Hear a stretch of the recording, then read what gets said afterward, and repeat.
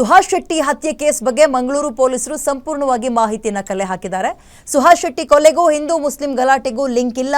ಇದೊಂದು ವೈಯಕ್ತಿಕ ದ್ವೇಷದ ಕೊಲೆ ಅನ್ನೋದು ತನಿಖೆಯಲ್ಲಿ ಗೊತ್ತಾಗಿದೆ. ಅಲ್ಲದೆ ಈ ಕೊಲೆಯಲ್ಲಿ ಹಿಂದೂಗಳ ಹೆಸರು ಕೂಡ ಕೇಳಿ ಬರ್ತಾ ಇದೆ. ಇದೊಂದು ಗ್ಯಾಂಗ್ ವಾರ್ ಅನ್ನೋದು ತನಿಖೆಯಲ್ಲಿ ಖಚಿತವಾಗಿದೆ. ಈ ಕೊಲೆಯ ಮಾಸ್ಟರ್ ಮೈಂಡ್ ನೌಶಾದ್ ಅಂತ ಗುರುತಿಸಲಾಗಿದ್ದು ಈತ ತಲೆಮರೆಸಿಕೊಂಡಿದ್ದಾನೆ.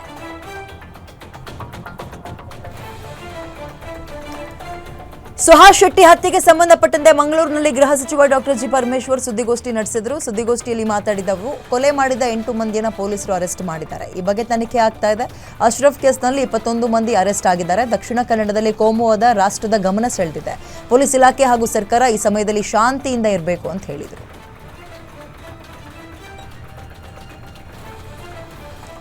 ಮಂಗಳೂರಿನ ಹಿಂದೂ ಕಾರ್ಯಕರ್ತ ಸುಹಾಸ್ ಶೆಟ್ಟಿ ಹತ್ಯೆ ಖಂಡಿಸಿ ರಾಯಚೂರಿನಲ್ಲಿ ಜಿಲ್ಲಾ ಬಿಜೆಪಿ ಕಾರ್ಯಕರ್ತರು ಪ್ರತಿಭಟನೆ ಮಾಡಿದರು.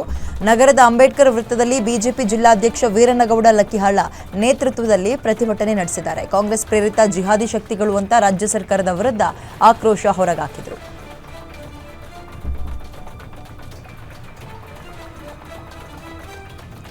ಸೋಷಿಯಲ್ ಮೀಡಿಯಾದಲ್ಲಿ ಪ್ರತೀಕಾರದ ಪೋಸ್ಟ್ಗಳ ವಿರುದ್ಧ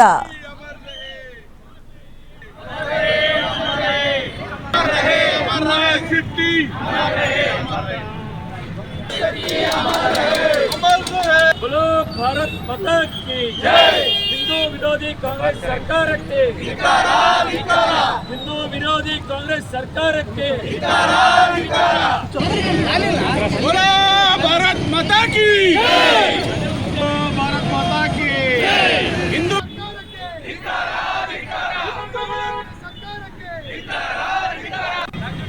बोलो भारत माता की बोलो भारत माता की हिंदू विरोधी कांग्रेस सरकार के हिंदू विरोधी कांग्रेस के धिक्कार। ಸುಹಾಸ್ ಶೆಟ್ಟಿ ಕೊಲೆ ಪ್ರಕರಣ ವಿಚಾರವಾಗಿ ಮಂಗಳೂರು ಉಸ್ತುವಾರಿ ಸಚಿವ ದಿನೇಶ್ ಗುಂಡೂರಾವ್ ಪ್ರತಿಕ್ರಿಯೆ ಕೊಟ್ಟಿದ್ದಾರೆ. ಗ್ಯಾರಂಟಿ ನ್ಯೂಸ್ ಜೊತೆ ಮಾತಾಡಿದ ಅವರು, ಪೊಲೀಸರು ತನಿಖೆಯನ್ನು ಶುರು ಮಾಡಿದ್ದಾರೆ. ರಾಜಕೀಯ ಲಾಭ ಪಡೆದುಕೊಳ್ಳುವ ಸಮಯ ಇದಲ್ಲ. ಪೂರ್ವ ನಿಯೋಜಿತ ಪ್ಲಾನ್ ಮಾಡಿ ಕೊಲೆ ಮಾಡಿದ್ದಾರೆ. ಇಲ್ಲಿ ಧರ್ಮದ ಪ್ರಶ್ನೆ ಬರಲ್ಲ. ತಪ್ಪು ಮಾಡಿದವರಿಗೆ ಶಿಕ್ಷೆ ಆಗಲೇಬೇಕು. ಕಾನೂನು ಕೈಗೆತ್ತಿಕೊಂಡ್ರೆ ಕ್ರಮ ಗ್ಯಾರಂಟಿ ಅಂತ ಹೇಳಿದರು.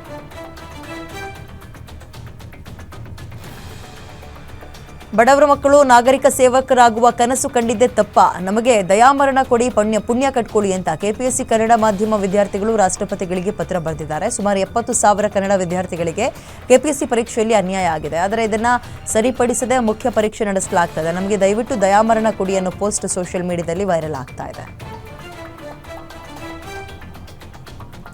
ಕೆಪಿಎಸ್ಸಿ ವತಿಯಿಂದ 2023-24ನೇ ಸಾಲಿನ ಗೆಜೆಟೆಡ್ ಪ್ರೊಬೇಷನರಿ ಗ್ರೂಪ್ ಎ ಮತ್ತು ಗ್ರೂಪ್ ಬಿ ವೃಂದದ 384 ಹುದ್ದೆಗಳಿಗೆ ಮುಖ್ಯ ಪರೀಕ್ಷೆ ಇವತ್ತಿನಿಂದ 4 ದಿನ ಆಗುತ್ತೆ. ಪರೀಕ್ಷಾ ಕೇಂದ್ರಗಳ ಸುತ್ತ ನಿಷೇಧಾಜ್ಞೆ ಜಾರಿಗೊಳಿಸಲಾಗಿದ್ದು, ಕೆಪಿಎಸ್ಸಿ ದಿಢೀರ್ ನಿರ್ಧಾರದ ಹಿನ್ನೆಲೆ ಅಭ್ಯರ್ಥಿಗಳು ಕಂಗಾಲಾಗಿದ್ದಾರೆ. ಪರೀಕ್ಷೆ ನಡೆಯುವ ದಿನಾಂಕಗಳಂದು ಪರೀಕ್ಷಾ ಕೇಂದ್ರಗಳ ಹತ್ತಿರದಲ್ಲಿರೋ ಎಲ್ಲಾ ಜೆರಾಕ್ಸ್ ಪುಸ್ತಕ ಅಂಗಡಿಗಳನ್ನು ಮುಚ್ಚುವಂತೆ ನಗರ ಪೊಲೀಸ್ ಆಯುಕ್ತರಾದ ಬಿ ದಯಾನಂದ್ ಆದೇಶವನ್ನು ಹೊರಡಿಸಿದ್ದಾರೆ.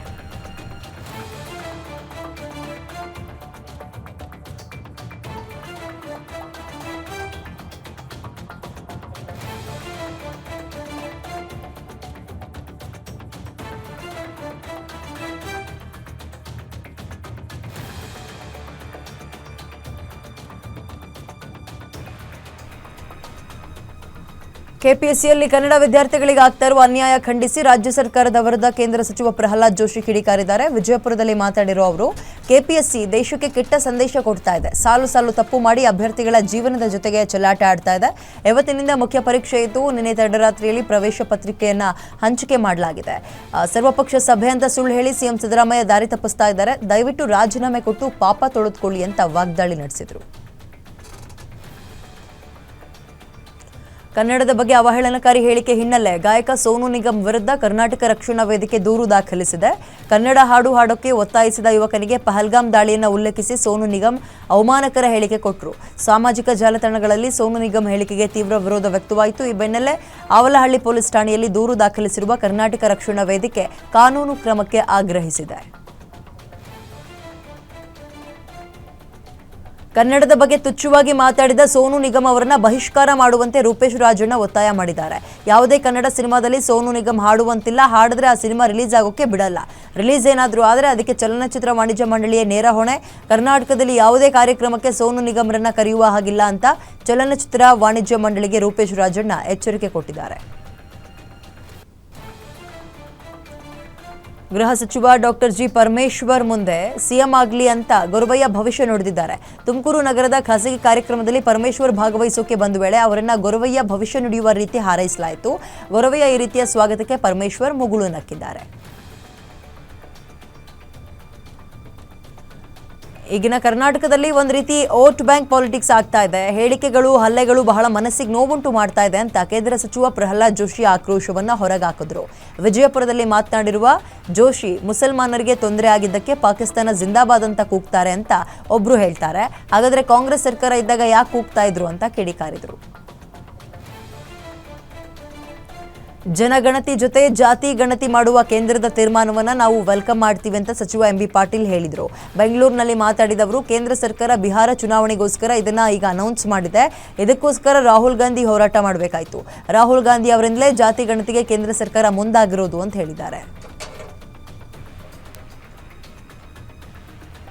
ಪಾಕಿಸ್ತಾನದ ಐಎಸ್ಐ ಪರ 12 ವರ್ಷಗಳಿಂದ ಬೇಹುಗಾರಿಕೆ ನಡೆಸ್ತಾ ಇದ್ದ ವ್ಯಕ್ತಿಯನ್ನ ರಾಜಸ್ಥಾನದಲ್ಲಿ ಬಂಧಿಸಲಾಗಿದೆ. ರಾಜಸ್ಥಾನದ ಜೈಸಲ್ಮೀರ್ನಲ್ಲಿ 40 ವರ್ಷದ ಪಠಾಣ್ ಖಾನ್ ಎಂಬ ವ್ಯಕ್ತಿಯನ್ನ ಅಧಿಕಾರಿಗಳು ಸೆರೆ ಹಿಡಿದಿದ್ದಾರೆ. ಪಠಾಣ್ 2013ರಿಂದ ಐಎಸ್ಐ ನಿರ್ವಾಹಕನಾಗಿ ಕೆಲಸ ಮಾಡ್ತಾ ಇದ್ದು ಗಡಿಯಲ್ಲಿ ಸೇನಾ ಕಾರ್ಯಾಚರಣೆಗಳನ್ನ ಗಮನಿಸ್ತಾ ಇದ್ದ. ಅದರ ವಿಡಿಯೋ ಮತ್ತು ಫೋಟೋಗಳನ್ನ ಪಾಕಿಸ್ತಾನಕ್ಕೆ ಕಳುಹಿಸಿ ಹಣ ಪಡಿತಾ ಇದ್ದ ಅಂತ ಅಧಿಕಾರಿಗಳು ತಿಳಿಸಿದ್ದಾರೆ. ಜನಗಣತಿಯನ್ನ ಕುರಿತು ಮೇಲ್ವರ್ಗದವರು ವಿರೋಧ ವ್ಯಕ್ತಪಡಿಸ್ತಾ ಇರೋದು ಖಂಡನಾರ್ಹ. ಸಿಎಂ ಸಿದ್ದರಾಮಯ್ಯ ಅವರು ಯಾವ ಒತ್ತಡಕ್ಕೂ ಮಣಿಯದೆ ಕಾಂತರಾಜ್ ವರದಿಯನ್ನು ಜಾರಿ ಮಾಡಬೇಕು ಅಂತ ಹಿಂದುಳಿದ ವರ್ಗಗಳ ಒಕ್ಕೂಟದ ಮುಖಂಡರು ಆಗ್ರಹಿಸಿದ್ದಾರೆ. ಕಲಬುರಗಿಯಲ್ಲಿ ಸುದ್ದಿಗೋಷ್ಠಿ ನಡೆಸಿ ಮಾತನಾಡಿದ ಒಕ್ಕೂಟದ ಅಧ್ಯಕ್ಷ ಮಹಾಂತೇಶ್ ಕವಲಗಿ, ಕಾಂತರಾಜ್ ವರದಿಯಷ್ಟು ವೈಜ್ಞಾನಿಕ ವರದಿ ಮತ್ತೊಂದು ಇರೋಕೆ ಸಾಧ್ಯನೇ ಇಲ್ಲ. ಕೆಲ ಪಟ್ಟಭದ್ರ ಹಿತಾಸಕ್ತಿಗಳು ದುರುದ್ದೇಶದಿಂದ ವಿರೋಧವನ್ನು ವ್ಯಕ್ತಪಡಿಸ್ತಾ ಇದ್ದಾವೆ. ಇದ್ಯಾವುದಕ್ಕೂ ಮಣಿಯದೆ ಸಿಎಂ ಸಿದ್ದರಾಮಯ್ಯ ವರದಿಯನ್ನ ಜಾರಿ ಮಾಡಬೇಕು ಅಂತ ಒತ್ತಾಯ ಮಾಡಿದರು. ಶಿವಾನಂದ ಪಾಟೀಲ್ ಹಾಗೂ ಯತ್ನಾಳ್ ನಡುವೆ ರಾಜೀನಾಮೆಯ ವಾರ್ ವಿಚಾರಕ್ಕೆ ಸಂಬಂಧಪಟ್ಟಂತೆ ಸಚಿವ ಎಂಬಿ ಪಾಟೀಲ್ ಪ್ರತಿಕ್ರಿಯೆ ಕೊಟ್ಟಿದ್ದಾರೆ. ಬೆಂಗಳೂರಿನಲ್ಲಿ ಮಾತಾಡಿದವರು, ಯತ್ನಾಳ್ ಪೈಗಂಬರ್ ಬಗ್ಗೆ ಮಾತನಾಡಿದ್ದು ತಪ್ಪು, ಅಶ್ಲೀಲ ಪದಗಳನ್ನು ಬಳಕೆ ಮಾಡಿದ್ದಾರೆ. ಯತ್ನಾಳ್ ಅವರು ಅಭಿವೃದ್ಧಿ ಬಗ್ಗೆ ಸವಾಲು ಹಾಕಲಿ, ಅದನ್ನು ಬಿಟ್ಟು ತಂದೆ ತಾಯಿ ಬಗ್ಗೆ ಮಾತನಾಡಬಾರದು ಅಂತ ಹೇಳಿದ್ದಾರೆ. ಶಾಸಕ ವಿಜಯಾನಂದ ಕಾಶಪ್ಪನವರ ಸ್ಫೋಟಕ ಹೇಳಿಕೆ ಕೊಟ್ಟಿದ್ದಾರೆ. ಗ್ಯಾರಂಟಿ ನ್ಯೂಸ್ ಜೊತೆಗೆ ಮಾತಾಡಿದವರು, ಜಯಮೃತ್ಯುಂಜಯ ಸ್ವಾಮೀಜಿ ಬಿಜೆಪಿ ಸೇರಿದ್ದಾರೆ. ಅವರು ಪಂಚಮಸಾಲಿ ಸಮುದಾಯದಲ್ಲಿ ಇಲ್ಲ. ಅವರನ್ನ ನಮ್ಮ ಸಮಾಜದಿಂದ ದೂರ ಮಾಡಿದ್ದೀವಿ. ಅವರು ಯತ್ನಾಳ್ ಪರ ಇದು ಬಿಜೆಪಿ ವಕ್ತಾರರಂತಾಗಿದ್ದಾರೆ. ಅವರ ಸ್ಥಾನಕ್ಕೆ ಬೇರೆಯವರನ್ನ ಕೂರಿಸ್ತೀವಿ ಅಂತ ಶಾಕಿಂಗ್ ಹೇಳಿಕೆ ಕೊಟ್ಟಿದ್ದಾರೆ. ಸುಹಾಸ್ ಹತ್ಯೆ ಖಂಡಿಸಿ ನಿನ್ನೆ ಮಂಗಳೂರಿನಲ್ಲಿ ಬೃಹತ್ ಪ್ರತಿಭಟನೆ ನಡೆಸಲಾಯಿತು. ಈ ವೇಳೆ 5 ಬಸ್ಗಳ ಮೇಲೆ ಕಲ್ಲು ತೂರಾಟ ಆಗಿದೆ. ಕಿಡಿಗೇಡಿಗಳು ಕಲ್ಲು ತೂರಿದ್ದು ಸರ್ಕಾರಿ ಬಸ್ಗಳ ಗಾಜು ಪೀಸ್ ಆಗಿದೆ. ಪೊಲೀಸರು ಸ್ಥಳ ಪರಿಶೀಲಿಸಿ ಕೆಎಸ್ಆರ್ಟಿಸಿ ಬಸ್ಗಳನ್ನು ಕದ್ರಿ ಬಳಿ ತಂದು ನಿಲ್ಲಿಸಿದ್ದಾರೆ. ಸದ್ಯ ಸ್ಥಳದಲ್ಲಿ ಬಿಗುವಿನ ವಾತಾವರಣ ನಿರ್ಮಾಣ ಆಗಿದೆ. ಭಾರತ ಪಾಕಿಸ್ತಾನದ ನಡುವೆ ಯುದ್ಧ ಕಾರ್ಮೋಡದ ಹಿನ್ನೆಲೆ ಪಾಕಿಸ್ತಾನದ ವಿರುದ್ಧ ಯಾದಗಿರಿಯ ಮಾಜಿ ಸೈನಿಕರು ಆಕ್ರೋಶ ವ್ಯಕ್ತಪಡಿಸ್ತಾ ಇದ್ದಾರೆ. ಗ್ಯಾರಂಟಿ ನ್ಯೂಸ್ ಜೊತೆಗೆ ಮಾತಾಡಿದ ಮಾಜಿ ಸೈನಿಕರು, ಪ್ರಧಾನಿ ಮೋದಿ ಕಟ್ಟುನಿಟ್ಟಿನ ನಿರ್ಧಾರ ತಗೊಂಡಿದ್ದಾರೆ. ಪಾಕಿಸ್ತಾನಕ್ಕೆ ತಕ್ಕ ಪಾಠ ಕಲಿಸಬೇಕು. ಪಾಕಿಸ್ತಾನದ ವಿರುದ್ಧ ಯುದ್ಧ ನಡಿಬೇಕು. ನಮ್ಮನ್ನ ಯುದ್ಧಕ್ಕೆ ಕರೆದ್ರೆ ನಾವು ಹೋಗ್ತೀವಿ. ನಾವು ಯುದ್ಧಕ್ಕೆ ತಯಾರಾಗಿದ್ದೀವಿ. ನಮಗೆ ಆರ್ಡರ್ ಬಂದ್ರೆ ನಾವು ಮುನ್ನುಗ್ತೀವಿ ಅಂತ ಆಗ್ರಹಿಸಿದರು. ಕೇಂದ್ರದ ವಕ್ಫ್ ತಿದ್ದುಪಡಿ ಕಾಯ್ದೆ ವಿರೋಧಿಸಿ ಶಿವಮೊಗ್ಗದ ಬೃಹತ್ ಹೋರಾಟ ನಡೆಸಲಾಯಿತು. ಶಿವಮೊಗ್ಗದಲ್ಲಿ all India Muslim personal law board ನೇತೃತ್ವದಲ್ಲಿ ಪ್ರತಿಭಟನೆ ನಡೆದಿದ್ದು ವಕ್ಫ್ ತಿದ್ದುಪಡಿ ಕಾಯ್ದೆ ಹಿಂಪಡೆಯೋಕೆ ಆಗ್ರಹಿಸಿದ್ದಾರೆ. ಅಹಿತಕರ ಘಟನೆ ನಡೆಯದಂತೆ ಪೊಲೀಸರು ಕಟ್ಟೆಚ್ಚರ ವಹಿಸಿದ್ದಾರೆ. ದಾವಣಗೆರೆಯಲ್ಲಿ ಉಪನ್ಯಾಸಕ ಓರ್ವ ವಿದ್ಯಾರ್ಥಿನಿಗೆ ಲೈಂಗಿಕ ಕಿರುಕುಳ ಕೊಟ್ಟಿದ್ದು ಕಾಲೇಜಿನ ಆವರಣದಲ್ಲಿ ಆಕ್ರೋಶ ಭುಗಿಲೆದ್ದಿದೆ. ಚನ್ನಗಿರಿ ಪಟ್ಟಣದ ಸರ್ಕಾರಿ ಪ್ರಥಮ ದರ್ಜೆ ಕಾಲೇಜಲ್ಲಿ ಈ ಘಟನೆಯಾಗಿದ್ದು ಅತಿಥಿ ಉಪನ್ಯಾಸಕ ಮುರಳಿ ವಿರುದ್ಧ ವಿದ್ಯಾರ್ಥಿಗಳು ತಿರುಗಿ ಬಿದ್ದಿದ್ದಾರೆ. ವಿದ್ಯಾರ್ಥಿನಿಗೆ ಕಾಲ್ ಮೆಸೇಜ್ ಮಾಡಿ ಅಶ್ಲೀಲ ಫೋಟೋ ಕಳುಹಿಸಿ ಈ ಕಾಮುಕ ಪೀಡಿಸ್ತಾ ಇದ್ದ. ಈತನ ವಿರುದ್ಧ ಕ್ರಮಕ್ಕೆ ಆಗ್ರಹಿಸಿ ವಿದ್ಯಾರ್ಥಿಗಳು ಪ್ರತಿಭಟಿಸಿದ್ದಾರೆ. ಕ್ಷುಲ್ಲಕ ಕಾರಣಕ್ಕೆ ಮಾವನೇ ಅಳಿಯನಿಗೆ ಚಾಕು ಇರಿದಿದ್ದಾನೆ. ಚಿತ್ರದುರ್ಗ ಜಿಲ್ಲೆಯ ಹಿರಿಯೂರು ನಗರದ ವಿಶ್ವೇಶ್ವರಯ್ಯ ಬಡಾವಣೆಯಲ್ಲಿ ಈ ಘಟನೆ ಆಗಿದೆ. ಮಾವ ಲೋಕನಾಥ್ ಅಳಿಯ ದಾಮೋದರ್ಗೆ ಚಾಕು ಇರಿದು ಪರಾರಿಯಾಗಿದ್ದಾನೆ. ಗಾಯಾಳು ಲೋಕನಾಥ್ಗೆ ಬೆಂಗಳೂರು ಆಸ್ಪತ್ರೆಯಲ್ಲಿ ಚಿಕಿತ್ಸೆ ಕೊಡಿಸಲಾಗ್ತಾ ಇದ್ದು ಸದ್ಯ ಆರೋಪಿ ಲೋಕನಾಥ್ಗೆ ಪೊಲೀಸರು ಹುಡುಕಾಟವನ್ನು ಶುರು ಮಾಡಿದ್ದಾರೆ. ಈ ಸಂಬಂಧ ಹಿರಿಯೂರು ನಗರ ಠಾಣೆಯಲ್ಲಿ ಪ್ರಕರಣ ದಾಖಲಾಗಿದೆ. ಯುಗಾದಿ ಹಬ್ಬದಂದು ಪತಿ ಹಲ್ಲೆ ನಡೆಸಿದ್ದನ್ನೇ ನೆಪ ಮಾಡಿಕೊಂಡು ಇಬ್ಬರು ಮಕ್ಕಳೊಂದಿಗೆ ಪರಪುರುಷನೊಂದಿಗೆ ಮಹಿಳೆ ಎಸ್ಕೇಪ್ ಆಗಿದ್ದಾಳೆ. ಬೆಂಗಳೂರು ನಗರದ ನೆಲಗದರನಹಳ್ಳಿಯಲ್ಲಿ ಈ ಘಟನೆಯಾಗಿದೆ. 10 ವರ್ಷಗಳ ಹಿಂದೆ ಪ್ರೀತ್ಸಿ ಮಂಜುನಾಥ್ ಹಾಗೂ ರಾಮಕ್ಕ ಮದುವೆಯಾಗಿದ್ರು. ಕ್ಷುಲ್ಲಕ ಕಾರಣಕ್ಕೆ ಯುಗಾದಿ ಹಬ್ಬದ ದಿನ ಇಬ್ಬರ ನಡುವೆ ಗಲಾಟೆ ಆಯಿತು.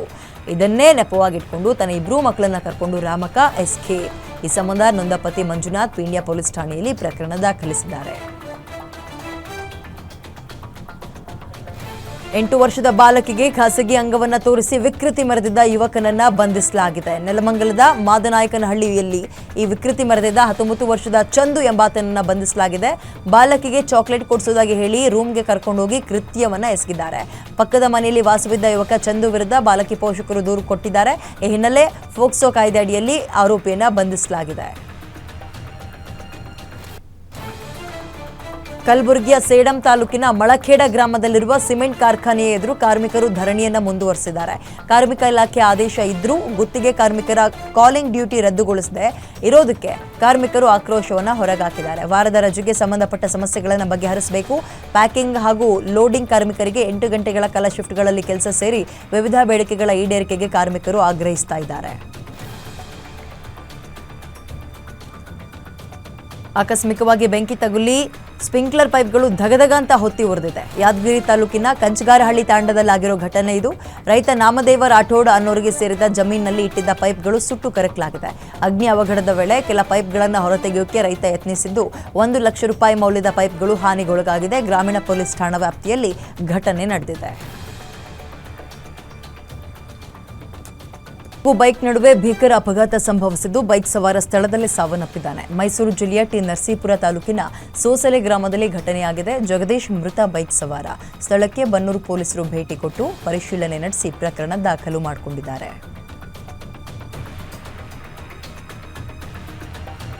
ಸಾಲ ಮಾಡಿ ಖರೀದಿ ಮಾಡಿದ ಕಾರಿಗೆ ಇಎಂಐ ಕಟ್ಟೋಕಾಗದೆ ಚಾಲಕ ಆತ್ಮಹತ್ಯೆಗೆ ಶರಣಾಗಿದ್ದಾನೆ. ಬೆಂಗಳೂರಿನ ಚಿಕ್ಕಬಾಣಾವರದಲ್ಲಿ ಘಟನೆಯಾಗಿದ್ದು ಕಲಬುರಗಿ ಮೂಲದ 21 ವರ್ಷದ ದೇವರಾಜ್ ಮೃತ ದುರ್ದೈವಿ. ಕಾರಿಗೆ ಬಾಡಿಗೆ ಸಿಗ್ತಾ ಇರಲಿಲ್ಲ. 2 ತಿಂಗಳಿಂದ ಇಎಂಐ ಕಟ್ಟೋಕ್ಕೂ ಆಗಿರಲಿಲ್ಲ. ಈ ನಡುವೆ ಬ್ಯಾಂಕ್ನಿಂದಲೂ ನೋಟಿಸ್ ಬಂದಿದೆ. ಈ ಹಿನ್ನೆಲೆ ಮನನೊಂದು ಆತ್ಮಹತ್ಯೆ ಮಾಡಿಕೊಂಡಿದ್ದಾರೆ. ಸಂಬಂಧ ಸೋಲದೇವನಹಳ್ಳಿ ಪೊಲೀಸ್ ಠಾಣೆಯಲ್ಲಿ ಪ್ರಕರಣ ದಾಖಲಾಗಿದೆ. ಪಂಚಪೀಠಗಳಲ್ಲಿ ಒಂದಾಗಿರುವ ನಾಡಿನ ಪ್ರಸಿದ್ಧ ಉಜ್ಜಯಿನಿ ಶ್ರೀ ಜಗದ್ಗುರು ಮರಳಸಿದ್ದೇಶ್ವರ ಸ್ವಾಮಿ ರಥೋತ್ಸವವನ್ನು ಅದ್ದೂರಿಯಾಗಿ ಆಚರಿಸಲಾಯಿತು. ನಾಡಿನ ಮೂಲೆ ಮೂಲೆಯಿಂದಲೂ ಬಂದಿದ್ದ ಲಕ್ಷಾಂತರ ಭಕ್ತರು ರಥೋತ್ಸವದಲ್ಲಿ ಭಾಗಿಯಾಗಿದ್ದರು. ಮೊದಲು ಸ್ವಾಮಿಯ ಉತ್ಸವ ಮೂರ್ತಿಯನ್ನ ಕರೆತಂದು ರಥಕ್ಕೆ ಪ್ರದಕ್ಷಿಣೆ ಹಾಕಿಸಿ ರಥದಲ್ಲಿ ಪ್ರತಿಷ್ಠಾನ ಮಾಡಲಾಯಿತು. ಲಕ್ಷಾಂತರ ಭಕ್ತರು ಜಯಘೋಷಣೆ ಕೂಗುತ್ತಾ ರಥವನ್ನ ಮುಂದೆ ಎಳೆದು ದೇವರ ಕೃಪೆಗೆ ಪಾತ್ರರಾದರು. ಎಸ್ಎಸ್ಎಲ್ಸಿ ಪರೀಕ್ಷೆಯಲ್ಲಿ ಫೇಲ್ ಆದ ಮಗನಿಗೆ ಪ್ರೋತ್ಸಾಹಿಸಲು ಆತನ ತಂದೆ ಕುಟುಂಬದ ಜೊತೆಗೂಡಿ ಕೇಕ್ ಕಟ್ ಮಾಡಿ ಸಂಭ್ರಮಿಸಿದ್ದಾರೆ. ಇಂತಹ ಅಪರೂಪದ ಘಟನೆ ಬಾಗಲಕೋಟೆಯಲ್ಲಾಗಿದೆ. ಬಸವೇಶ್ವರ ಹೈಸ್ಕೂಲ್ನಲ್ಲಿ ಇಂಗ್ಲಿಷ್ ಮೀಡಿಯಂನಲ್ಲಿ ಓದ್ತಾ ಇದ್ದ ಅಭಿಷೇಕ್ ಯಲ್ಲಪ್ಪ ಎಸ್ಎಸ್ಎಲ್ಸಿ ಪರೀಕ್ಷೆಯಲ್ಲಿ 6ಕ್ಕೆ 6 ವಿಷಯಗಳಲ್ಲಿ ಫೇಲ್ ಆಗಿದೆ. ಬೇಜಾರಲ್ಲಿದ್ದ ಮಗನಿಗೆ ಕೇಕ್ ತಂದು ಅವರ ತಂದೆ ಸರ್ಪ್ರೈಸ್ ಕೊಟ್ಟರು. ಅಲ್ಲದೆ ಪರೀಕ್ಷೆ ಒಂದೇ ಜೀವನ ಅಲ್ಲ, ಮತ್ತೆ ಪ್ರಯತ್ನ ಮಾಡುವಂತ ಹೆಗಲು ತಟ್ಟಿ ಧೈರ್ಯ ತುಂಬಿದ್ದಾರೆ. ತುಮಕೂರು ಜಿಲ್ಲೆ ಕುಣಿಗಲ್ ತಾಲೂಕಿನ ಹೊಸಪಾಳ್ಯ ಗ್ರಾಮದಲ್ಲಿ ಇತಿಹಾಸ ಪ್ರಸಿದ್ಧ ಶ್ರೀ ಕೋಡಿ ಪಟ್ಟಲದಮ್ಮ ಹಾಗೂ ಶ್ರೀ ಲಕ್ಷ್ಮೀದೇವಿ ಕೊಂಡೋತ್ಸವ ನೆರವೇರಿಸಲಾಯಿತು. ಸೊಂಡೆಕೊಪ್ಪ, ಅಮೃತೂರು ಸೇರಿ ಸುತ್ತಮುತ್ತಲ ಗ್ರಾಮಸ್ಥರು ಸೇರಿ ಬಹಳ ವಿಜೃಂಭಣೆಯಿಂದ ಕೊಂಡೋತ್ಸವ ಆಚರಿಸಿದ್ದಾರೆ. ಈ ವೇಳೆ ವಿಶೇಷ ನಂದಿಧ್ವಜ ಕುಣಿತವನ್ನ ಭಕ್ತರು ಕಣ್ತುಂಬಿಕೊಂಡರು. ಇನ್ನು ನಾಳೆ ಅಮೃತೂರಿನಲ್ಲಿ ಶ್ರೀ ಪಟ್ಟಲದಮ್ಮ ದೇವಿ ರಥೋತ್ಸವ ಜರುಗತ್ತೆ. ಸಕಲ ಸಿದ್ಧತೆಗಳನ್ನು ಕೂಡ ಮಾಡಿಕೊಳ್ಳಲಾಗ್ತಾ ಇದೆ. ಚಿರತೆಗಳ ನಡುವೆ ನಡೆದ ರಣಕಾಳಗದಲ್ಲಿ 1 ವರ್ಷದ ಹೆಣ್ಣು ಚಿರತೆ ಸಾವನ್ನಪ್ಪಿದೆ. ತುಮಕೂರು ಜಿಲ್ಲೆ ಕೊರಟಗೆರೆಯ ಕುರುಬರಹಳ್ಳಿಯ ಗ್ರಾಮದಲ್ಲಿ ಮಾವಿನ ತೋಟದಲ್ಲಿ ಘಟನೆಯಾಗಿದೆ. ಕ್ರಷರ್ಗಳ ಬ್ಲಾಸ್ಟಿಂಗ್ಗೆ ಹೆದರಿ ಚಿರತೆ, ಆನೆಗಳು ಎಲ್ಲವೂ ಕೂಡ ಕಾಡು ಪ್ರಾಣಿಗಳು ಗ್ರಾಮಗಳತ್ತ ಬರ್ತಾ ಇದ್ದಾವೆ. ಇತ್ತ ಗ್ರಾಮಗಳಲ್ಲಿ ಜೀವ ಭಯದಲ್ಲೇ ಓಡಾಡುವಂತಹ ಪರಿಸ್ಥಿತಿ ನಿರ್ಮಾಣ ಆಗಿದೆ. ಕಳೆದ ರಾತ್ರಿ 2 ಚಿರತೆಗಳ ನಡುವೆ ಫೈಟ್ ಆಯಿತು ಅಂತ ಅರಣ್ಯ ಇಲಾಖೆ ಅಧಿಕಾರಿಗಳು ಶಂಕೆ ವ್ಯಕ್ತಪಡಿಸಿದ್ದು ಮರಣೋತ್ತರ ಪರೀಕ್ಷೆಯ ನಂತರ ಸತ್ಯ ತಿಳಿಯುತ್ತೆ. ಕೆಎಸ್ಆರ್ಟಿಸಿ ಬಸ್ ಮತ್ತು ಆಟೋ ನಡುವೆ ಭೀಕರ ಅಪಘಾತ ಸಂಭವಿಸಿದೆ. ಆಟೋದಲ್ಲಿದ್ದ 6 ಜನರ ಪೈಕಿ 2 ಸ್ಥಳದಲ್ಲೇ ಸಾವನ್ನಪ್ಪಿದ್ದಾರೆ. ನೆಲಮಂಗಲದ ಮಲ್ಲರಬಾಣವಾಡೆ ಬಳಿ ರಾಷ್ಟ್ರೀಯ ಹೆದ್ದಾರಿ 75ರಲ್ಲಿ ಈ ಘಟನೆಯಾಗಿದೆ. ಶ್ರೀನಿವಾಸ್ ಹಾಗೂ ಪುಟ್ಟಮ್ಮ ಮೃತ ದುರ್ದೈವಿಗಳು. ಈ ಸಂಬಂಧ ನೆಲಮಂಗಲ ಸಂಚಾರಿ ಪೊಲೀಸ್ ಠಾಣೆಯಲ್ಲಿ ಪ್ರಕರಣ ದಾಖಲಾಗಿದೆ. ಧಾರವಾಡ ತಾಲೂಕಿನಲ್ಲಿ ಅಕ್ರಮ ಸಿಲಿಂಡರ್ ಸಾಗಾಟ ಎಗ್ಗಿಲ್ಲದೆ ಆಗ್ತಾ ಇದೆ. ಇದೀಗ ಕ್ಯಾರಕುಪ್ಪ ಗ್ರಾಮದಲ್ಲಿ 64 ಅಡುಗೆ ಅನಿಲ ಸಿಲಿಂಡರ್ಗಳನ್ನು ಅಕ್ರಮ ಸಾಗಾಟ ಮಾಡ್ತಾ ಇದ್ದಾಗ ರೆಡ್ ಹ್ಯಾಂಡ್ ಆಗಿ ಸಿಗಾಕೊಂಡಿದ್ದಾರೆ. ಸ್ಥಳೀಯರು ಟಾಟಾ ಏಸ್ ವಾಹನಗಳ ಬೆನ್ನ ಹತ್ತಿದ ತಕ್ಷಣ ವಾಹನಗಳನ್ನು ಬಿಟ್ಟು ಚಾಲಕರು ಎಸ್ಕೇಪ್ ಆಗಿದ್ದಾರೆ. ಸ್ಥಳಕ್ಕೆ ಗ್ರಾಮೀಣ ಠಾಣೆಯ ಪೊಲೀಸರು, ಕಂದಾಯ ಇಲಾಖೆ ಅಧಿಕಾರಿಗಳು ಭೇಟಿ ಕೊಟ್ಟು ಪರಿಶೀಲನೆಯನ್ನು ನಡೆಸಿದರು. ಕೃಷಿ ಹೊಂಡದಲ್ಲಿ ಬಿದ್ದು 3 ಬಾಲಕರು ಮೃತಪಟ್ಟಿದ್ದಾರೆ. ಬೆಳಗಾವಿ ಜಿಲ್ಲೆಯ ಚಿಕ್ಕೋಡಿ ತಾಲೂಕಿನ ಇಂಗಳಿ ಗ್ರಾಮದಲ್ಲಿ ಘಟನೆಯಾಗಿದೆ. ಸ್ನೇಹಿತರೆಲ್ಲರೂ ಸೇರಿ ಈಜಲು ಹೋಗಿದ್ದಾಗ ಹೊಂಡದಲ್ಲಿ ಬಿದ್ದು ಮೃತಪಟ್ಟಿದ್ದಾರೆ. 13 ವರ್ಷದ ಪ್ರಥಮೇಶ, ಸಮರ್ಥ ಚೌಗಲೆ ಹಾಗೂ 15 ವರ್ಷದ ಅಥರ್ವ ಅನ್ನುವ 3 ಬಾಲಕರು ಮೃತಪಟ್ಟಿದ್ದಾರೆ. ಸ್ಥಳಕ್ಕೆ ಚಿಕ್ಕೋಡಿ ತಹಶೀಲ್ದಾರ್ ಹಾಗೂ ಪೊಲೀಸರು ಭೇಟಿ ಕೊಟ್ಟು ಪರಿಶೀಲನೆ ನಡೆಸಿದರು. ಮೃತದೇಹಗಳನ್ನು ಹೊರತೆಗೆದು ಮರಣೋತ್ತರ ಪರೀಕ್ಷೆಗೆ ರವಾನಿಸಿದ್ದಾರೆ. ಸ್ಥಳದಲ್ಲಿ ಮಕ್ಕಳನ್ನು ಕಳೆದುಕೊಂಡ ಪೋಷಕರ ಆಕ್ರಂದನ ಮುಗಿಲು ಮುಟ್ಟಿದೆ. ಈ ಸಂಬಂಧ ಅಂಕಲಿ ಪೊಲೀಸ್ ಠಾಣೆಯಲ್ಲಿ ಪ್ರಕರಣ ದಾಖಲಾಗಿದೆ. ರಾಜ್ಯದ ಕೆಲವು ಭಾಗದಲ್ಲಿ ಮಳೆಯಾಗ್ತಾ ಇದೆ. ಮುಂದಿನ 5 ದಿನ ರಾಜ್ಯಾದ್ಯಂತ ಮಳೆಯಾಗುತ್ತೆ ಅಂತ ಹವಾಮಾನ ಇಲಾಖೆ ತಿಳಿಸಿದೆ. ಮೇ 7ರವರೆಗೆ ಮಳೆಯಾಗುವ ಸಾಧ್ಯತೆ ಇದ್ದು, ಕರಾವಳಿ ಕರ್ನಾಟಕ, ದಕ್ಷಿಣ ಒಳನಾಡು ಸೇರಿದಂತೆ ಹಲವು ಜಿಲ್ಲೆಗಳಿಗೆ ಯೆಲ್ಲೋ ಅಲರ್ಟ್ ಘೋಷಣೆ ಮಾಡಲಾಗಿದೆ. ಅಲ್ಲದೆ ಮೈಸೂರು, ಕೊಡಗು, ಹಾಸನ, ಚಿಕ್ಕಮಗಳೂರು ಜಿಲ್ಲೆಯಲ್ಲಿ ಧಾರಾಕಾರ ಮಳೆಯಾಗುವ ಸಾಧ್ಯತೆ ಇದ್ದು, ಈ 4 ಜಿಲ್ಲೆಗಳಿಗೆ ಯೆಲ್ಲೋ ಅಲರ್ಟ್ ಘೋಷಿಸಲಾಗಿದೆ. ಬಳ್ಳಾರಿ, ಚಿತ್ರದುರ್ಗ, ಚಾಮರಾಜನಗರ, ಚಿಕ್ಕಬಳ್ಳಾಪುರ, ದಾವಣಗೆರೆ, ಮಂಡ್ಯ, ರಾಮನಗರ, ಶಿವಮೊಗ್ಗ, ತುಮಕೂರು, ವಿಜಯನಗರದಲ್ಲಿ ಹೆಚ್ಚು ಮಳೆಯಾಗುವ ಸಾಧ್ಯತೆ ಇದೆ. ಪಾಕಿಸ್ತಾನಕ್ಕೆ ಹೋಗ್ತಾ ಇದ್ದ ಸಿಆರ್ಪಿಎಫ್ ಯೋಧನ ಪತ್ನಿಯನ್ನು ವಾಪಸ್ ಕರೆಸಿಕೊಳ್ಳೋಕೆ ಜಮ್ಮು ಕಾಶ್ಮೀರದ ಹೈಕೋರ್ಟ್ ಮಧ್ಯಂತರ ಆದೇಶ ಕೊಟ್ಟಿದೆ. ಈ ಹಿಂದೆ ಪಾಕಿಸ್ತಾನಿಯರಿಗೆ ಭಾರತ ಸರ್ಕಾರ ಎಲ್ಲ ವೀಸಾಗಳನ್ನು ರದ್ದುಪಡಿಸಿತ್ತು. ಸಿಆರ್ಪಿಎಫ್ ಯೋಧ ಮುನೀರ್ ಖಾನ್ ಅವರ ಪತ್ನಿ ಮೀನಲ್ ಅಹಮದ್ ಅವರು ಪಾಕ್ಗೆ ಹಿಂದಿರುಗ್ತಾ ಇದ್ರು. ಮೀನಲ್ಗೆ ದೀರ್ಘಾವಧಿಯ ವೀಸಾ ನೀಡಬೇಕಾ ಅಥವಾ ಬೇಡವಾ ಅನ್ನೋದನ್ನು ನಿರ್ಧರಿಸೋದು ಕೇಂದ್ರದ ಜವಾಬ್ದಾರಿಯಾಗಿದೆ ಅಂತ ನ್ಯಾಯಾಲಯ ಹೇಳಿದೆ. ಉಗ್ರರ ದಾಳಿಯ ಭೀತಿಯ ನಡುವೆಯೂ ಶ್ರೀನಗರದ ಆದಿಶಂಕರಾಚಾರ್ಯ ಮಠದಲ್ಲಿ ವಿಶೇಷ ಶಂಕರಾಚಾರ್ಯ ಜಯಂತಿ ಆಚರಿಸಲಾಯಿತು. ಮೈಸೂರು ಮತ್ತು ಬೆಂಗಳೂರಿನಿಂದ 13 ಜನರ ತಂಡದಿಂದ ವಿಶೇಷ ಪೂಜೆ ನೆರವೇರಿಸಲಾಯಿತು. ಜಮ್ಮು ಮತ್ತು ಕಾಶ್ಮೀರದ ಶಾಂತಿ ಮತ್ತು ಯೋಧರ ಕ್ಷೇಮಕ್ಕಾಗಿ ಪೂಜೆ ಮಾಡಿ ಪ್ರಾರ್ಥಿಸಲಾಗಿದೆ. ರುದ್ರಾಭಿಷೇಕ, ಮೃತ್ಯುಂಜಯ ಜಪ ಹೋಮವನ್ನು ಕೂಡ ಮಾಡಲಾಯಿತು. ಗೋವಾದ ಶಿರ್ಗಾಂವ್ ದೇವಾಲಯದ ಜಾತ್ರೆ ವೇಳೆ ಭೀಕರ ಕಾಲ್ತುಳಿತ ಸಂಭವಿಸಿದ್ದು 7 ಜನ ಸ್ಥಳದಲ್ಲಿ ಸಾವನ್ನಪ್ಪಿದ್ದಾರೆ. 50ಕ್ಕೂ ಹೆಚ್ಚು ಭಕ್ತಾದಿಗಳು ಗಂಭೀರ ಗಾಯಕ್ಕೆ ಒಳಗಾಗಿದ್ದಾರೆ. ಗಾಯಗೊಂಡವರನ್ನ ಕೂಡಲೇ ನಾರ್ತ್ ಗೋವಾ ಆಸ್ಪತ್ರೆಗೆ ದಾಖಲು ಮಾಡಿ ಚಿಕಿತ್ಸೆ ಕೊಡಲಾಗ್ತಾ ಇದೆ. ಗೋವಾ ಸಿಎಂ ಪ್ರಮೋದ್ ಸಾವಂತ್ ಸ್ಥಳಕ್ಕೆ ಭೇಟಿ ಕೊಟ್ಟು ಪರಿಶೀಲನೆ ನಡೆಸಿದ್ರು. ಸಾವಿನ ಸಂಖ್ಯೆಯಲ್ಲಿ ಏರಿಕೆಯಾಗುವ ಸಾಧ್ಯತೆ ಇದೆ ಅಂತ ಮೂಲಗಳು ತಿಳಿಸಿವೆ. ಕೇರಳದ ಕೋಳಿಕೋಡ್ ಸರ್ಕಾರಿ ವೈದ್ಯಕೀಯ ಕಾಲೇಜು ಹಾಗೂ ಆಸ್ಪತ್ರೆಯಲ್ಲಿ ಬೆಂಕಿ ಅವಘಡ ಸಂಭವಿಸಿದೆ. ಎಮರ್ಜೆನ್ಸಿ ವಾರ್ಡ್ನಿಂದ 200ಕ್ಕೂ ಹೆಚ್ಚು ಜನರನ್ನು ತುರ್ತಾಗಿ ಸ್ಥಳಾಂತರಿಸಲಾಗಿದೆ. ಯುಪಿಎಸ್ ಇರುವ ಕೊಠಡಿಯಿಂದ ದಟ್ಟ ಹೊಗೆ ಕಾಣಿಸಿಕೊಂಡು ಅವಘಡ ಸಂಭವಿಸಿದೆ ಅನ್ನುವ ಶಂಕೆ ವ್ಯಕ್ತವಾಗಿದೆ. ಘಟನೆಯಲ್ಲಿ ಯಾವುದೇ ಸಾವು ನೋವುಗಳಾಗಿಲ್ಲ ಅಂತ ಆರೋಗ್ಯ ಇಲಾಖೆ ಅಧಿಕಾರಿಗಳು ತಿಳಿಸಿದ್ದು, ಆದರೆ ಇದೀಗ ಶಾಸಕ ಸಿದ್ದಿಕ್ 3 ಜನ ಸಾವನ್ನಪ್ಪಿದ್ದಾರೆ ಅಂತ ಡೀಟೇಲ್ಸ್ನ ಕೊಟ್ಟಿದ್ದಾರೆ. ಜಗತ್ತಿನ ಅತ್ಯಂತ ಪವಿತ್ರ ತೀರ್ಥಯಾತ್ರೆಗಳಲ್ಲಿ ಒಂದಾದ ಚಾರ್ಧಾಮ್ ಯಾತ್ರೆ ಆರಂಭ ಆಗಿದೆ. ಮುಂದಿನ 6 ತಿಂಗಳ ಕಾಲ ಯಾತ್ರಿಕರು ಯಮುನೋತ್ರಿ, ಗಂಗೋತ್ರಿ, ಕೇದಾರನಾಥ ಮತ್ತು ಬದ್ರಿನಾಥಕ್ಕೆ ಭೇಟಿ ಕೊಡಬಹುದಾಗಿದೆ. ಪಹಲ್ಗಾಮ್ನಲ್ಲಿ ಪ್ರವಾಸಿಗರ ಮೇಲೆ ಉಗ್ರರು ನಡೆಸಿದ ಗುಂಡಿಯ ದಾಳಿಯ ಬೆನ್ನಲ್ಲೇ ಈ ಬಾರಿ ಚಾರ್ಧಾಮ್ ಯಾತ್ರೆಗೆ ವಿಶೇಷ ಭದ್ರತಾ ವ್ಯವಸ್ಥೆಯನ್ನು ಕಲ್ಪಿಸಲಾಗಿದೆ. ಹಿಂದೂಗಳ ಪವಿತ್ರ ಯಾತ್ರಾ ಸ್ಥಳ ಕೇದಾರನಾಥ ದೇಗುಲ ಇವತ್ತಿನಿಂದ ಭಕ್ತಾದಿಗಳ ದರ್ಶನಕ್ಕೆ ಮುಕ್ತವಾಗಿದೆ.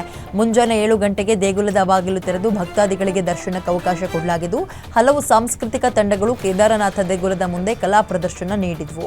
ಸಿಎಂ ಪುಷ್ಕರ್ ಸಿಂಗ್ ಧಾಮಿ ಖುದ್ದಾಗಿ ಹಾಜರಿದ್ದು ಕೇದಾರನಾಥ ದೇವರ ದರ್ಶನವನ್ನ ಪಡೆದರು. ಹೆಲಿಕಾಪ್ಟರ್ ಮೂಲಕ ಭಕ್ತಾದಿಗಳ ಮೇಲೆ ಪುಷ್ಪ ವೃಷ್ಟಿಯನ್ನು ಕೂಡ ಮಾಡಲಾಯಿತು. ಕಾಶ್ಮೀರದ ಗಡಿ ಪ್ರದೇಶ ದಿನದಿನಕ್ಕೂ ಉದ್ವಿಗ್ನ ಪರಿಸ್ಥಿತಿಯನ್ನು ತಲುಪ್ತಾ ಇದೆ. ಅಂತಾರಾಷ್ಟ್ರೀಯ ಗಡಿ ರೇಖೆಯಲ್ಲಿ ಸತತ 9ನೇ ಬಾರಿಗೆ ಪಾಕಿಸ್ತಾನ ಕದನ ವಿರಾಮವನ್ನು ಉಲ್ಲಂಘಿಸಿದೆ. ಕುಪ್ವಾರ, ಉರಿ ಮತ್ತು ಅಖ್ನೂರ್ ಸೆಕ್ಟರ್ಗಳಲ್ಲಿ ಪಾಕಿಸ್ತಾನ ಸಣ್ಣ ಶಸ್ತ್ರಾಸ್ತ್ರಗಳಿಂದ ಗುಂಡು ಹಾರಿಸಿದೆ. ಈ ವೇಳೆ ಭಾರತೀಯ ಸೇನೆಯು ತಕ್ಷಣವೇ ಪ್ರತಿದಾಳಿ ನಡೆಸಿತು.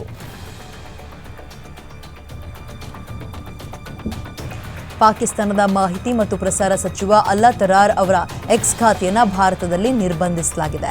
ಪಹಲ್ಗಾಮ್ ಭಯೋತ್ಪಾದಕ ದಾಳಿ ನಡೆದ ಕೆಲವು ದಿನಗಳ ನಂತರ ಈತ ಮುಂದಿನ 24ರಿಂದ 36 ಗಂಟೆಗಳಲ್ಲಿ ಭಾರತವು ಮಿಲಿಟರಿ ಕಾರ್ಯಾಚರಣೆ ಪ್ರಾರಂಭ ಮಾಡುತ್ತೆ ಅಂತ ಗುಪ್ತಚರ ಮಾಹಿತಿಯನ್ನು ಉಲ್ಲೇಖಿಸಿ ವಿವಾದಾತ್ಮಕ ಹೇಳಿಕೆ ಕೊಟ್ಟಿದ್ದ ಹಿನ್ನೆಲೆ ಈಗ ಭಾರತ ಈತನ ಸೋಷಿಯಲ್ ಮೀಡಿಯಾ ಖಾತೆಗೆ ಕತ್ತರಿ ಹಾಕಿದೆ. ಉತ್ತರ ಪ್ರದೇಶದ ಸಹರಾನ್ಪುರದ ವಿದ್ಯಾರ್ಥಿನಿಯೊಬ್ಬಳು ಸಾರ್ವಜನಿಕ ರಸ್ತೆಯಲ್ಲಿ ಅಂಟಿಸಲಾಗಿದ್ದ ಪಾಕಿಸ್ತಾನಿ ಧ್ವಜವನ್ನು ತೆಗೆದುಹಾಕೋಕೆ ಪ್ರಯತ್ನಿಸ್ತಾ ಇರೋ ವಿಡಿಯೋ ವೈರಲ್ ಆಗಿತ್ತು. ಆ ಘಟನೆ ಬಳಿಕ ಆ ಪ್ರದೇಶದಲ್ಲಿ ವಿವಾದ ಮತ್ತು ಪ್ರತಿಭಟನೆ ಭುಗಿಲೆದ್ದಿತ್ತು. ಕೆಲ ಸಂಘಟನೆಗಳು ತೀವ್ರ ಪ್ರತಿಭಟನೆ ಮಾಡಿದ್ರಿಂದ ವಿದ್ಯಾರ್ಥಿನಿಯನ್ನ ಶಾಲೆಯಿಂದ ಹೊರಗಾಕಲಾಗಿದೆ. ಪಹಲ್ಗಾಮ್ ದಾಳಿಗೆ ಸಂಬಂಧಪಟ್ಟಂತೆ ಉಗ್ರರ ವಿರುದ್ಧ ಭಾರತ ಪ್ರತೀಕಾರ ತೀರಿಸಿಕೊಳ್ಳಬೇಕು ಎಂಬ ಕೂಗು ದೇಶಾದ್ಯಂತ ಹೆಚ್ಚಾಗ್ತಾ ಇರುವಂತೆಯೇ ಭಾರತದಲ್ಲಿ ಪಾಕಿಸ್ತಾನ ಕ್ರಿಕೆಟ್ ತಂಡದ ಬಾಬರ್ ಅಜಂ, ಶಾಹೀನ್ ಶಾ ಅಫ್ರಿದಿ, ಮೊಹಮ್ಮದ್ ರಿಜ್ವಾನ್ ಸೇರಿ ಎಲ್ಲ ಕ್ರಿಕೆಟಿಗರ ಇನ್ಸ್ಟಾಗ್ರಾಂ ಖಾತೆಗಳನ್ನು ನಿರ್ಬಂಧಿಸಲಾಗಿದೆ. ಇದಕ್ಕೂ ಮೊದಲು ಪ್ಯಾರಿಸ್ ಒಲಿಂಪಿಕ್ಸ್ನಲ್ಲಿ ಚಿನ್ನದ ಪದಕ ಗೆದ್ದ ಅರ್ಷದ್ ನದೀಮ್ ಅವರ ಇನ್ಸ್ಟಾಗ್ರಾಂ ಖಾತೆಯನ್ನು ಕೂಡ ನಿರ್ಬಂಧಿಸಲಾಗಿದೆ. ರಾಜಸ್ಥಾನದ ಅಜ್ಮೀರ್ನಲ್ಲಿ ಇಲ್ಲಿವರೆಗೂ 2,000 ಜನರ ದಾಖಲೆಗಳನ್ನು ಪರಿಶೀಲಿಸಿದ್ದು 23 ಜನ ಬಾಂಗ್ಲಾದೇಶದವರನ್ನ ಬಂಧಿಸಲಾಗಿದೆ. ಸಿಎಂ ಭಜನ್ ಲಾಲ್ ಶರ್ಮಾ ಅವರ ಸೂಚನೆಯಂತೆ ಅಜ್ಮೀರ್ನಲ್ಲಿ ಅಕ್ರಮವಾಗಿ ವಾಸಿಸ್ತಾ ಇರುವ ವಿದೇಶಿ ಪ್ರಜೆಗಳ ವಿರುದ್ಧ ಕಾರ್ಯಾಚರಣೆ ನಡೆಸಲಾಗಿತ್ತು. ವಿಶೇಷ ಪೊಲೀಸ್ ತಂಡಗಳು ಒಂದೇ ದಿನದಲ್ಲಿ 2,151 ಜನ ಶಂಕಿತರ ದಾಖಲೆಗಳನ್ನು ಪರಿಶೀಲಿಸಿದಾಗ ಶಂಕಿತರು ಪತ್ತೆಯಾಗಿದ್ದಾರೆ. ಅಮೆರಿಕ ಅಧ್ಯಕ್ಷ ಡೊನಾಲ್ಡ್ ಟ್ರಂಪ್ ಪೋಪ್ರಂತೆ ಕಾಣಿಸುವ ತಮ್ಮ ಫೋಟೋವನ್ನು ಪೋಸ್ಟ್ ಮಾಡಿದ್ದಾರೆ. ಈ ಹಿಂದೆ ಮುಂದಿನ ಪೋಪ್ ಯಾರಾಗಬೇಕು ಅಂತ ಮಾಧ್ಯಮದವರು ಕೇಳಿದಾಗ ನಾನು ಪೋಪ್ ಆಗೋಕೆ ಬಯಸ್ತೀನಿ ಅಂತ ಟ್ರಂಪ್ ಉತ್ತರಿಸಿದರು. ಈಗ ತಮ್ಮನ್ನು ತಾವೇ ಪೋಪ್ ಅಂತ ತೋರಿಸುವ ಫೋಟೋವನ್ನು ಸೋಷಿಯಲ್ ಮೀಡಿಯಾದಲ್ಲಿ ಪೋಸ್ಟ್ ಮಾಡಿದ್ದು ಅದ್ಭುತ ಅಂತ ಚಿತ್ರದ ಮೇಲೆ ಬರೆದುಕೊಂಡಿದ್ದಾರೆ. ಸ್ಯಾಂಡಲ್ವುಡ್ನ ಖ್ಯಾತ ನಟಿ ಹರ್ಷಿಕಾ ಪೂಣಚ್ಚ ಹಾಗೂ ಭುವನ್ ಪೊನ್ನಣ್ಣ ತಮ್ಮ ಮೊದಲ ಮಗುವಿನ ನಾಮಕರಣವನ್ನು ಸಂಭ್ರಮದಿಂದ ಆಚರಿಸಿದ್ದಾರೆ. ತಮ್ಮ ಮಗುವಿಗೆ ತ್ರಿದೇವಿ ಪೊನ್ನಕ್ಕ ಅಂತ ಹೆಸರಿಟ್ಟಿದ್ದಾರೆ. ಸ್ವತಃ ನಟಿ ತಮ್ಮ ಇನ್ಸ್ಟಾಗ್ರಾಂ ಖಾತೆಯಲ್ಲಿ ತಮ್ಮ ಮಗಳ ಹೆಸರನ್ನ ರಿವೀಲ್ ಮಾಡಿದ್ದಾರೆ. ಕೊಡವ ಸಂಪ್ರದಾಯದಂತೆ ಬಟ್ಟೆಯನ್ನು ತೊಟ್ಟು 3 ಫೋಟೋಗೆ ಪೋಸ್ ಕೊಟ್ಟಿದ್ದಾರೆ. ಅಲ್ಲದೆ ಇವತ್ತು ವಿರಾಜಪೇಟೆಯಲ್ಲಿ ಮಗಳ ನಾಮಕರಣ ಕಾರ್ಯಕ್ರಮವನ್ನು ಹಮ್ಮಿಕೊಂಡಿದ್ದಾರೆ. ಬಾಲಿವುಡ್ನ ಖ್ಯಾತ ನಟ ಅನಿಲ್ ಕಪೂರ್ ನಿರ್ಮಾಪಕ ಬೋನಿ ಕಪೂರ್ ಅವರ ತಾಯಿ ನಿರ್ಮಲಾ ಕಪೂರ್ ಅವರು ನಿನ್ನೆ ಸಂಜೆ ನಿಧನರಾಗಿದ್ದಾರೆ. ಅವರಿಗೆ 90 ವರ್ಷ ವಯಸ್ಸಾಗಿತ್ತು. ನಿರ್ಮಲಾ ಕಪೂರ್ ಅವರು ವಯೋಸಹಜ ಕಾಯಿಲೆಯಿಂದ ಬಳಲ್ತಾ ಇದ್ದು ನಿನ್ನೆ ಸಂಜೆ ನಿಧನರಾಗಿದ್ದಾರೆ. ನಿರ್ಮಲಾ ಕಪೂರ್ ಅವರ ಅಂತಿಮ ದರ್ಶನಕ್ಕೆ ಬಾಲಿವುಡ್ನ ಹಲವು ದಿಗ್ಗಜರು ಭೇಟಿ ಕೊಟ್ಟು ಅಂತಿಮ ನಮನ ಸಲ್ಲಿಸಿದರು. ಚಿನ್ನಸ್ವಾಮಿ ಕ್ರೀಡಾಂಗಣದಲ್ಲಿ ಇವತ್ತು ಐಪಿಎಲ್ ಕ್ರಿಕೆಟ್ ಪಂದ್ಯಾವಳಿ ನಡೆಯುತ್ತೆ. ಬದ್ಧ ಎದುರಾಳಿಗಳಾದ ಆರ್ಸಿಬಿ ಮತ್ತು ಸಿಎಸ್ಕೆ ತಂಡಗಳು ಮುಖಾಮುಖಿಯಾಗುತ್ತವೆ. ಈ ಹಿನ್ನೆಲೆ ಕ್ರೀಡಾಂಗಣದ ಸುತ್ತಮುತ್ತಲಿನ ರಸ್ತೆಗಳಲ್ಲಿ ಮಧ್ಯಾಹ್ನ 3 ಗಂಟೆಯಿಂದ ರಾತ್ರಿ 12 ಗಂಟೆವರೆಗೂ ವಾಹನ ಸಂಚಾರ ಮತ್ತು ನಿಲುಗಡೆಯನ್ನು ನಿರ್ಬಂಧಿಸಲಾಗಿದೆ. ಕ್ರೀಡಾಂಗಣದ ಸುತ್ತಮುತ್ತ ಸಂಚಾರ ದಟ್ಟಣೆ ಉಂಟಾಗಲಿದ್ದು ಸುಗಮ ಸಂಚಾರಕ್ಕಾಗಿ ಹಲವು ಕ್ರಮ ಕೈಗೊಳ್ಳಲಾಗಿದೆ. ಸಾರ್ವಜನಿಕರು ಬಿಎಂಟಿಸಿ ಮೆಟ್ರೋ ರೈಲಿನಲ್ಲಿ ಪಂದ್ಯ ವೀಕ್ಷಣೆಗೆ ಬರಬೇಕು ಅಂತ ಸಂಚಾರಿ ಪೊಲೀಸರು ಮನವಿ ಮಾಡಿದ್ದಾರೆ.